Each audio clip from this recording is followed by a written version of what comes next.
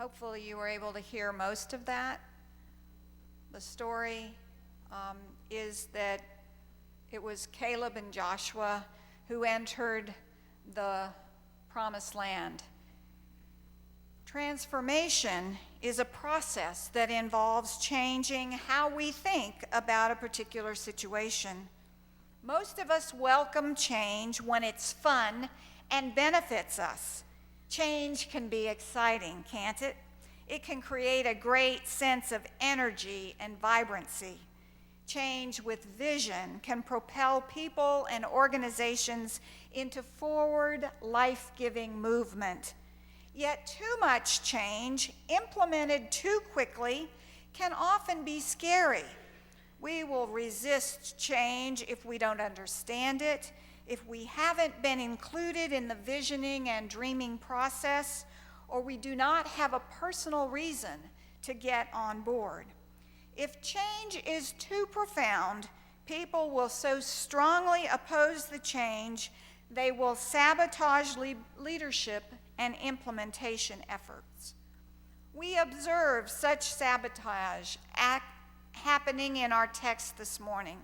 The people left Egypt with a vision of a promised land, a land filled with milk and honey. All 12 of Moses' hand-picked scouts entered this new land. Caleb and Joshua saw an amazing land. They are excited about the prospects and benefits for the people. They feel the calm assurance that God is directing the process of fulfilling the promises made to the children of Israel when they fled Egypt and crossed the Red Sea. This is what they saw when they were there. Beautiful landscapes, waterfalls, and panoramic horizons. Now, wouldn't we love to experience just such exotic beauty? The spies cut down a branch with a single cluster of grapes, and it was so abundant that it took 2 men to carry it back, slung on a pole. They reported, "We went to the land to which you sent us, and oh, it does flow with milk and honey. Just look at this fruit.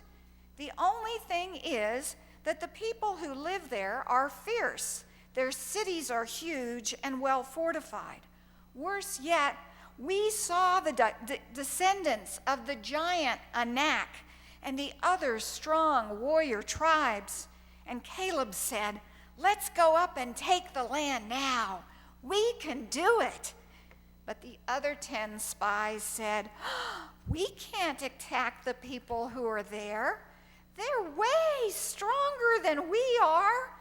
This is a land that swallows people whole. Everybody we saw was huge. Why, we even saw the Nephilim and Anak giants. Alongside of them, we are like grasshoppers, and the people look down on us as though we are grasshoppers." The fear was contagious among the people. Instead of seeing God's promises to them as fulfillment, the 10 spies with negative reports managed to get the entire community into such an uproar that they said to each other, "Let's pick a new leader. Let's head back to Egypt." Now, it is very normal that when a community is consumed with fear and uncertainty, people will respond with anger, aggression, suspicion, and false judgment. That's exactly what we see here in our text happening to the children of Israel. A lot of times when problems hit us, we feel that they are so big and we are so small. We don't know what to do. We often believe that the challenges are so overwhelming that we try to run from them. We can call the things that we most fear giants. Now, I've faced a lot of giants in my life, as I'm sure you have done also. One of the most difficult was an overwhelming fear of people, and in particular of speaking in front of people. From the time I was 8 years old, my dad made me do things to overcome this fear. In high school, I was on the debate team. I was involved in drama and acting. I participated in competitive extemporaneous speaking, where I was given 10 minutes to research a topic and then give a 5-minute speech in front of judges. No pressure there. Before every debate and every competition, I was so scared that I would enter the restroom and throw up. For 4 years, that's what every Saturday was like in my life. But God knew one day that my giant would become one of my greatest gifts. Thanks be to God and the pushing of my dad. So what are the giants in your life? What are the fears that overwhelm you and keep you from stepping forward in trust to the newness and exciting future to which God is calling you? Inside your worship bulletin, if you look at it, you will find a colored sticky note. I'm sure you all wondered what that was about.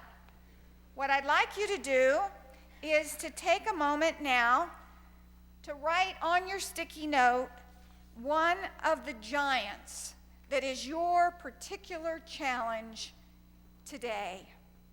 By naming the giant in prayer, we will ask God to change the giant into the dream that God has for your life.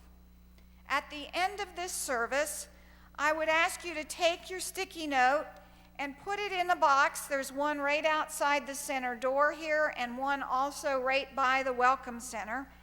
And put your giant in sticky note into the box, and we will pray for you so God will change your giant into an opportunity for you to grow in love, power, and experience of God's dreams for your life. We all have a lot of giants.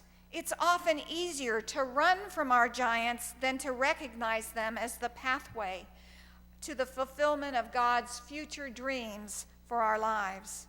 If we were to list our giants, they might include health, fear of future, bullies, leaders, relationships at school or on the job, being alone, concern for money, change, hate, and how we deal with ourselves.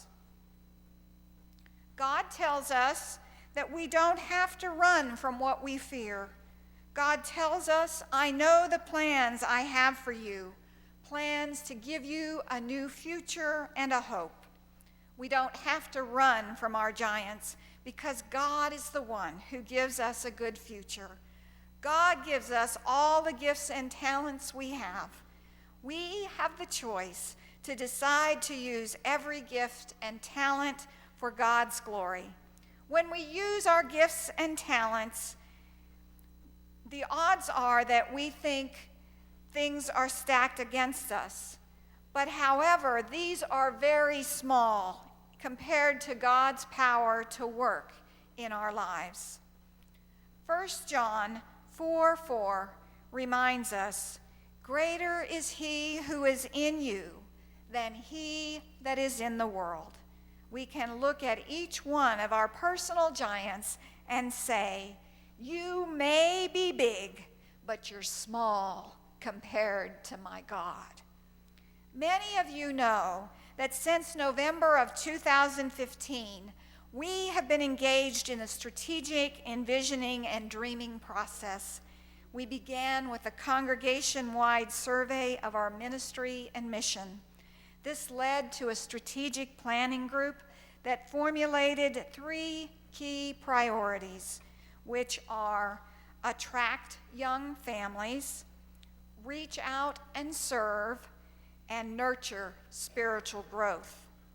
Beginning this January, our theme has been bringing Jesus to life.